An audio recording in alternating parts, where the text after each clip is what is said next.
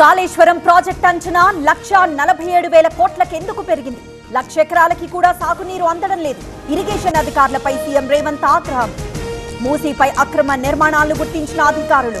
River bed పై ఉన్న 2,166 నిర్మాణాలకు marking. Hyderabad లో అత్యధికంగా 1,595 అక్రమ నిర్మాణాలు. ఏపీలో ప్రభుత్వ మద్యం షాపులు రద్దు చేస్తూ ఆర్డినెన్స్. రీటైల్ లిక్కర్ షాపులకు అనుమతిస్తూ చట్ట సవరణ. అక్టోబర్ 1 నుంచి అమల్లోకి కొత్త పాలసీ. జగన్ తిరుమల షెడ్యూల్ పై రగడ. డిక్లరేషన్ ఇవ్వాల్సిందే అంటున్న టీడీపీ నేతలు. భక్తులు స్వామి దగ్గరికి వెళ్లేందుకు డిక్లరేషన్ ఎందుకంటున్న వైసీపీ.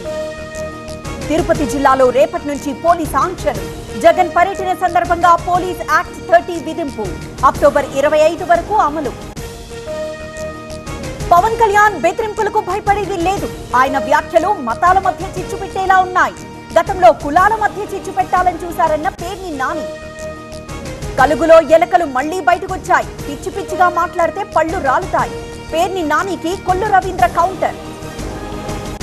నొప్పి మాయం, సర్జరీ దూరం. మోకాలు మరియు నడుము నొప్పులను ఇకపై భరించాల్సిన అవసరం లేదు. ఆపరేషన్ లేకుండా అత్యాధునిక చికిత్స. Indo British advanced pain clinic. అధునాతన సాంకేతికతతో ఇప్పుడు బంజారా హిల్స్ తో పాటు మదీనాగూడలో.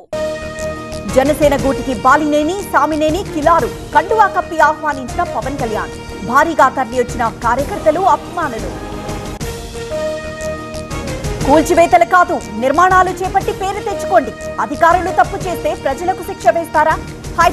హైడ్రాపై సీఎం రేవంత్ కి కిషన్ రెడ్డి బహిరంగ లేఖ.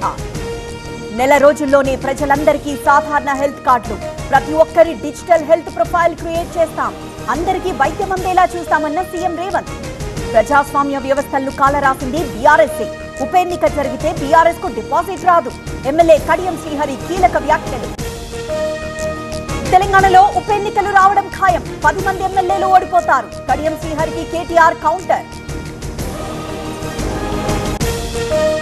ఈ నెల 28న తెలంగాణకు జేపీ నడ్డా. మహంకాళి అమ్మవారి దర్శనం. తెలంగాణ బీజేపీ ప్రతినిధులతో భేటీ.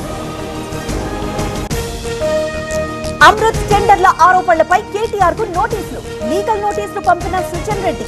లిఖితపూర్వక బహిరంగ క్షమాపణ చెప్పాలని డిమాండ్.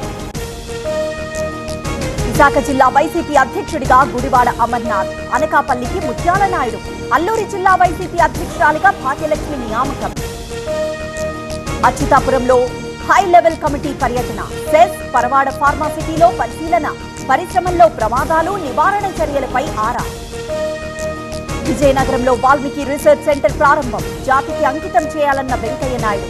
రామాయణ స్ఫూర్తిని భావితరాలకు అందించడంపై ప్రశంసలు. జీవీఎంసీ కౌన్సిల్ సమావేశంలో కీలక నిర్ణయాలు. 83 అంశాల్లో 81 అంశాలకు ఆమోదం. ఓ అంశం వాయిదా, మరొకటి తిరస్కరణ. హర్ష సాయి కేసులో నార్సింగి పిఎస్ కు బాధితురాలు. మరోసారి స్టేట్మెంట్ రికార్డ్ చేసిన పోలీసులు. డ్రింక్ లో మత్తు మందు కల్పించి అత్యాచారం చేశాడని ఫిర్యాదు. 3 తరాలొచ్చిన ఆర్టికల్ 370 తీసుకురాలేరు. కాంగ్రెస్ నేషనల్ కాన్ఫరెన్స్ లకు అమిత్ షా సవాల్.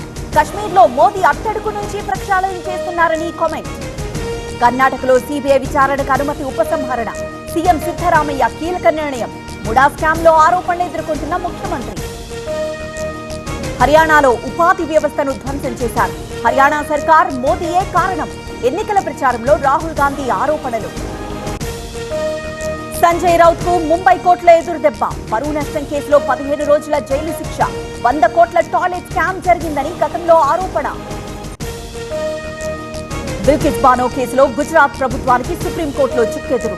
రాష్ట్ర ప్రభుత్వంపై చేసిన వ్యాఖ్యలను తీర్పు నుంచి తొలగించలేం. సర్కార్ పిటిషన్ను కొట్టేసిన ఉన్నత న్యాయ